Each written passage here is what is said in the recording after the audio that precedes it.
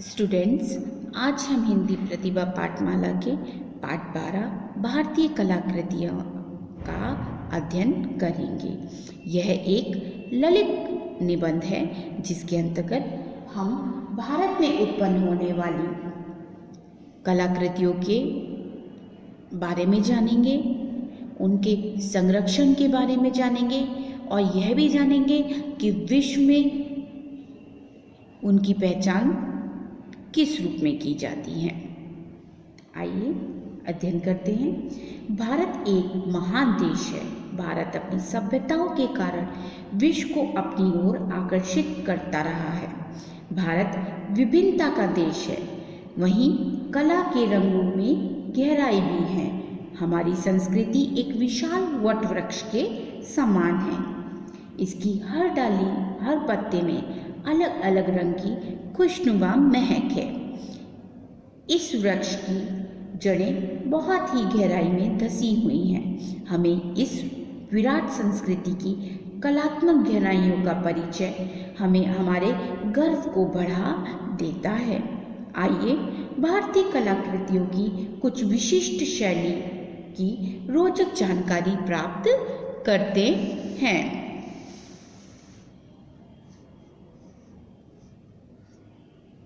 थंगक कलाकृतियाँ। पहली आप किसे पढ़ेंगे? थंगक कलाकृतियाँ। यह कलाकृतियाँ आध्यात्मिक रूप का सुंदर मेल है। यह कलाकृतियाँ बौद्ध धर्म से संबंध रखती हैं। इस कला ने तिब्बत में अपनी विशेष जगह बनाई है। बौद्ध भिक्षुओं ने गौतम बुद्ध से संबंधित विषयों को इस कला का नामकरण थंगक किया है।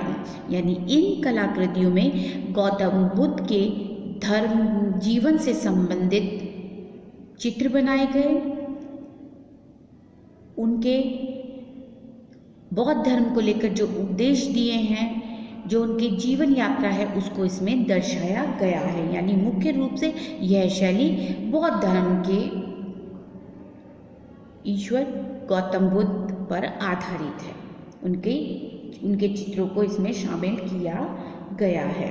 यह शैली आध्यात्म की गहरी भावना लिए है। बौद्ध धर्म की महायान शाखा के सूत्र का आशावाद और वज्रयान शाखा के तांत्रिक मूल्यों की सूक्ष्म अभिव्यक्ति है थंगक कलाकृतियाँ। इन चित्रों को 5 भागों में बांटा गया है। जो थंगक कलाकृति के चित्र हैं उन्हें 5 भागों में बांटा गया है। धार्मिक चित्रण, देवी देवताओं, बौद्ध दर्शन, मंडल, उपदेश। इस कलाकृतियों में रंगों का विशेष महत्व होता है। थंगक कलाकृतियों में रंगों को विशेष महत्व दिया जाता है। लाल रंग प्रेम और द्वेष का प्रतीक है, काला क्रोध का, पीला अनुकंपा का और हरा रंग चेतना और बोध का प्रतीक है, बोध का प्रतीक है।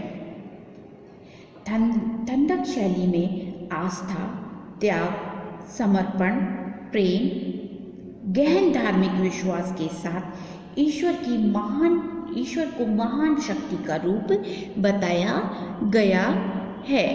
ये आपने थंगक कलाकृतियों के बारे में जाना।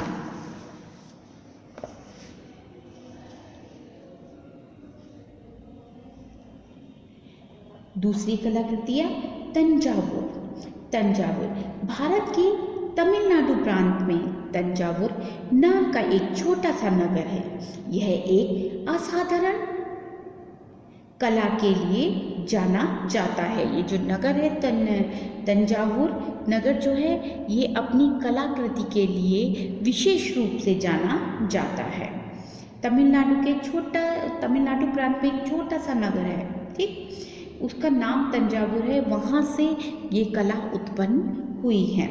इस कला के भित्ति चित्र हमारे देश के मंदिरों और विहारों में सुगमता से देखे जा सकते हैं। जहाँ बौद्ध, आप बोलेंगे विहार किसे कहते हैं? जहाँ पर बौद्ध धर्म की स्थापना हुई या बौद्ध मंदिर जो हैं, जो बौद्ध गुफाएं हैं, उनको विहार बोला जाता है। ठीक, आगे देखिए, ये विशेष तौर पर आपको मंदिर और विहारों में देखने को ये चित्रकला मिल सकती है।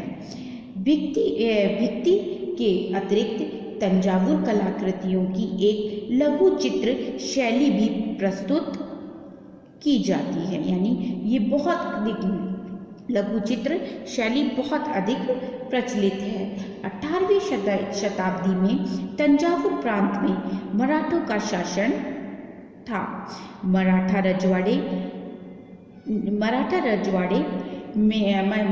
रजवाड़े में कला और संस्कृति को आश्रय और प्रोत्साहन दिया गया। जो मराठे रजवाड़े थे, इन्होंने इस कला को, इस संस्कृति को बहुत अधिक प्रोत्साहन और आश्रय दिया। यहाँ पर आश्रय देने का मतलब है उसको प्रमोट करने के लिए, उसको आगे बढ़ाने के लिए उन्होंने धन से भी, आर्थिक धन से भी मदद की कि भाई मंदिर बनवाए। उस समय में, उस काल में, अपने काल में उन्होंने मंदिर भी बनवाए और इसको और प्रमोट किया और अधिक, मतलब उसके स्तर, कला के स्तर को बढ़ावा दिया। अभी हम जानते हैं ये कला किस तरीके से ये कलाकृतियाँ बनाई जाती हैं। तंजावुर कला के बारे में हम जान रहे हैं। मूल फलक कटहल की लकड़ी से बनाया जाता है, मतलब जो बेस होता है उसका, वो कटहल की लकड़ी से बना होता है। गोंद से गत्ते को चिपकाकर उस पर सूती कपड़ा जमाया जाता है, यानी वो जो उसका बेस होता है वो किसका होता है, कटहल की लकड़ी का होता है। फिर उस पर गोंद की सहायता से गत्ते को चिपकाया जाता है। उसके ऊपर क्या बनाया जाता है, जैसे कैनवस बना दिया जाता है, उसका गत्ता चिपका के उसके ऊपर कपड़ा जमाया जाता है, यानी कपड़े को बांधा जाता है, ये फ्रेम किया जाता है। सूती कपड़े पर चूने का लेप करके उसे चिकन पत्थर और सीप, जो समुद्र में मिलती है सीप, शेल, तो उसे घिस कर उसको समतल किया जाता है। पहले उस पर चूने का बेस लगाया जाता है कपड़े के ऊपर, और उसके बाद वो जो खुरदुरा हो जाता है उसको पत्थर या सीपी से घिसा जाता है जिससे वो समतल हो जाए। फिर उस पर चित्र उकेर कर रंग, पत्थरों व रत्नों के रंगों को भरा जाता है, कि उस पर चित्र उकेरा जाता है, यानी उस पर चित्र बनाया जाता है। उसके बाद रत्नों को पीस कर जो रंग बनते हैं उन्हें वहाँ पर भरा जाता है। कच्चे चूने के पत्थरों और गोंद के महीन मिश्रण को खाली स्थान में भरकर उन पर उस पर रत्नों की जड़ाई की जाती है। रंगों को भरा जाता है और फिर जो जगह खाली रह जाती है जहाँ पर नग लगाने होते हैं, जहाँ पर रत्न लगाए होते हैं, वहाँ कच्चे चूनों के पत्थरों और गोंद को महीन मिश्रण बनाकर गोंद के, और वो जो खाली जगह होते हैं वहाँ पर रत्नों को, नगों को चिपकाया जाता है। रत्नों के किनारे पर सोने की बरक को इमली के गोंद से चिपकाया जाता है। जो उसकी कॉर्नर से बाउंड्री रह जाती है, जो आउटलाइन जिसको हम बोलते हैं, उनको किसी सोने की बरक यानी गोल्ड की पतली पाउडर को या गोल्ड के पाउडर को इमली के गोंद से चिपकाया जाता है। तंजावुर चित्रों के विषय धार्मिक एवं पौराणिक कथाओं से लिए जाते हैं। इस शैली में नवनीत कृष्ण तथा राम राज्याभिषेक के चित्र सर्वाधिक लोकप्रिय हैं। यह कलाकृतियाँ बहुमूल्य होती हैं क्योंकि इसमें गोल्ड का काम होता है, सोने से इसको सोना भरा जाता है, इसकी आउटलाइनिंग में नग चिपकाए जाते हैं। तो उस समय जब मराठों का शासनकाल था, उस समय ये बहुत ही कीमती होते हैं। आज भी इस तरह की जो पेंटिंग्स होती हैं, जो पिक्चर्स होती है, वो बहुत ही कॉस्टली होती हैं, बहुत ही अमूल्य और बहुमूल्य दोनों ही होती हैं। ऐसी पेंटिंग्स आपको देखने के लिए नहीं मिलेगी। दूसरी बात, और ये कीमती भी होती हैं क्योंकि इसमें नगों को चढ़ा जाता है। तो हमने आज दो शैली कलाकृतियों को जाना, थंगक कलाकृतियाँ और तंजावुर कलाकृतियाँ, तंजावुर चित्रों के बारे में हमने जानकारी हासिल की।